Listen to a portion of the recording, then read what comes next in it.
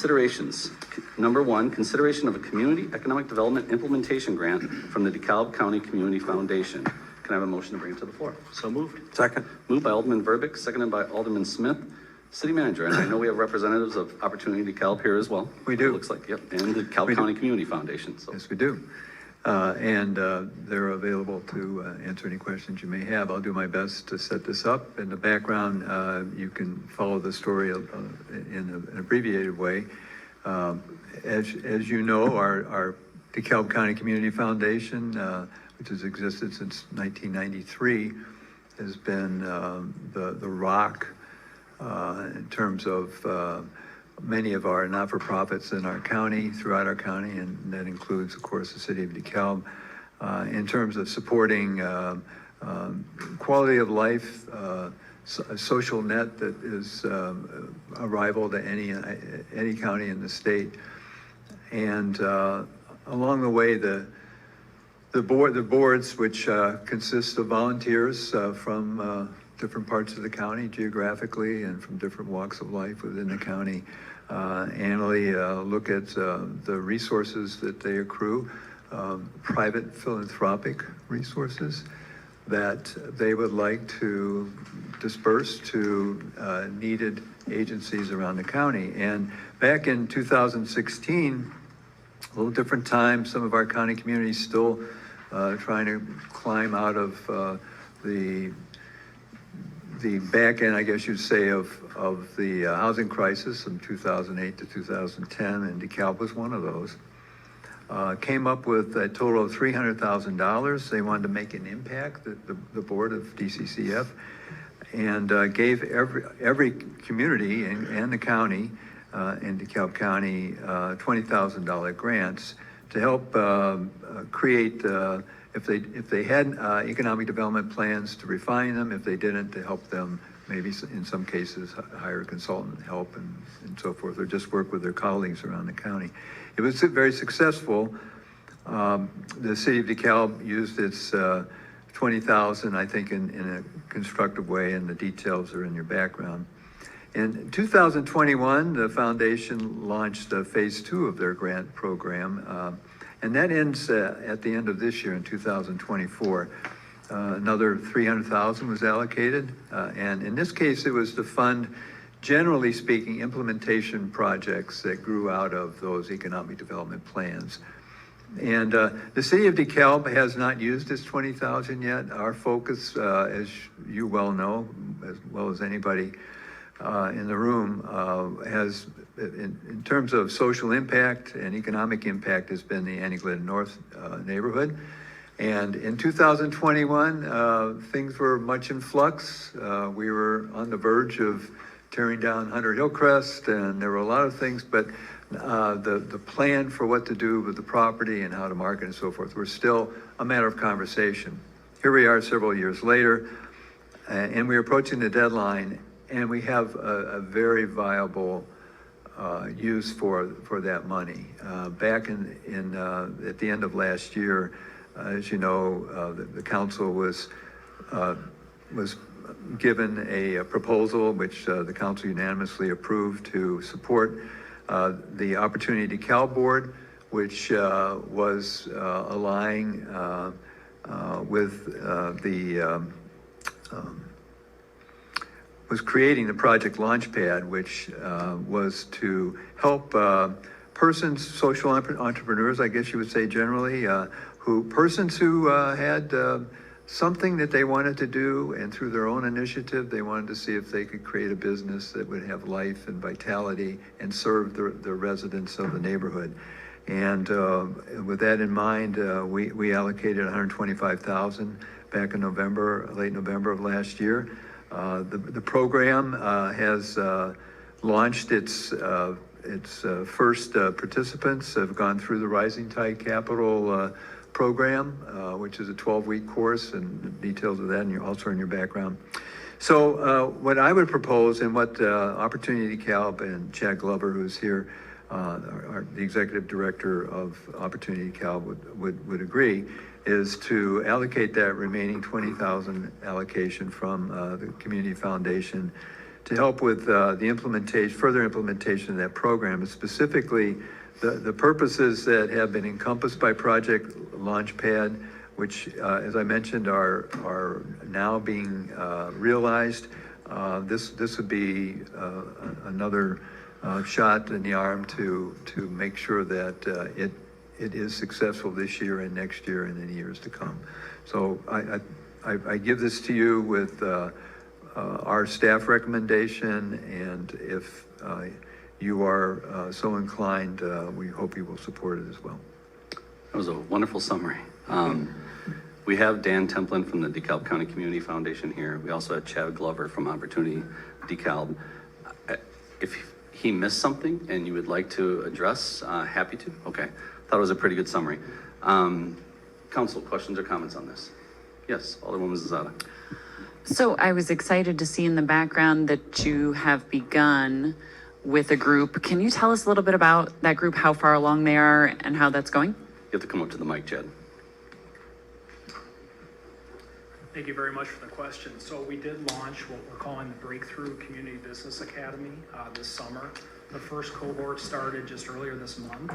So we had over 30 local residents that expressed interest in the academy. 10 ended up enrolling, and you might ask why the difference between 30 plus and 10 in the enrollment. That had a lot to do with two factors. First factor was some people who expressed interest were not quite ready yet for the academy. In order to be successful in the academy, you either have to have an existing business or a clear business idea. So there were a number of residents that weren't quite there yet, but our answer is not no, it's not yet. So what we're committed to doing is working with those people to have them be involved in future cohorts. We also had a number of people that just couldn't make the Saturday sessions, so we had to pick the day of the week and the time of the day. This fall, we picked Saturday mornings.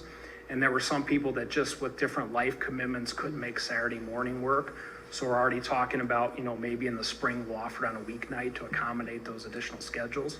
I should say tonight here with me is Danita Sims, who is our Director of Programming and Community Development. And Danita deserves a tremendous amount of credit. Absolutely. Danita was involved in recruiting the cohort and is also serving as the instructor. She went through training all summer with our national partner, Rising Tide Capital, to be prepared to deliver.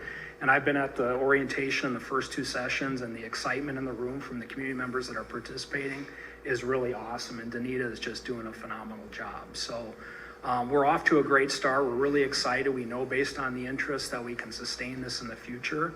And the city's leadership has been really critical in supporting us, where we know that we'll be very competitive for state and federal grants and private foundation philanthropy. But one of the things that those grant makers look at is what kind of sustained local financial support do you have before they're willing to issue those funds. So we believe strongly in the future we'll be successful in getting grants. We've also been in active conversations with a number of local banks through their commitments through the Community Reinvestment Act. We just recently received a $10,000 grant from Old National Banks Foundation. We're starting to get a lot of interest from local donors. We had a number that contributed in Give DeKalb County last spring, but a lot of people that have been successful in business around the community really see the impact that this could make. So we're actually starting to get some people from the community reach out to us unsolicited saying, can you tell me more about this? And I might like to get involved either financially as a mentor or some other way to contribute. So we're really, really excited. And again, grateful for the city's support and leadership on this. Awesome. Yes. So I realize it's so early on, but do you have an idea at this point of like what it costs you per person to get them through the program? Yeah, so that's another great question. So Rising Tide, they've been doing this across the country for 20 years. DeKalb is the 18th community in the country to be a partner of Rising Tide. Most of the other communities are in large urban centers like Chicago, Houston, Charlotte, places like that.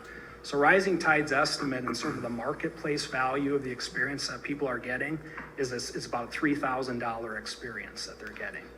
So one of the most important things for us as an organization was to make this accessible to people in our community. So one way we're doing that is we're committed that at least 75% of each cohort will be individuals from low to moderate income backgrounds in terms of what our local definition is of that. So we've had a lot of conversation about what, if any, fee we would charge. And there's different models out there, so to give you a sense, so we wanted to make this, again, as accessible as possible. So we charged a one-time $50 fee for people to participate. And that $50 will go toward putting on a graduation ceremony at the end of the cohort. So again, without the financial support we've had from the city, local banks, local donors, that wouldn't be possible. So in a sense, one way that you could look at the funding is to provide access to this opportunity for people who otherwise probably wouldn't be able to afford it. One last question. Sorry, I lost it. I'm like, where was it? So, what do you feel like your max capacity is per cohort? Yeah, so we can accommodate up to 20 people in each cohort. It's like, kind of when you're putting together a class, you sort of have to figure out what's the class size you can accommodate. Again, we've really leaned on Rising Tide's experience. So 20 is the most we could have in a cohort. If we got more than 20, we'd have to open up a second cohort and we'd have to have the resources to be able to accommodate that. That would be wonderful. It'd be great, frankly, to be able to offer, 2 different ones, maybe one on a weekend, one on a weeknight, because again, just to accommodate different people's schedules. But could come in the future. Thank you. Any other comments or questions, council? Yes, Solomon Walker. Hey, man, I just want to say thank you. It takes a lot to rebuild a town, when you've been through so much, especially in that neighborhood, and it takes a lot of good, solid people like you guys have brought here to do that because nobody pays you for this. So I just want to say, just thank you, because that area needs it, and some of those people, who don't have the kind of funding background, need that as well. So that's huge, man, and I appreciate you guys doing that. Please let all your board know. I really appreciate that. Thank you very much. Appreciate that, Alderman Walker. Alderman Powell. I just want to say the same thing as an entrepreneur. Thanks for your efforts, and more programs like this is needed to support self-sufficient individuals, and I think it's a great program.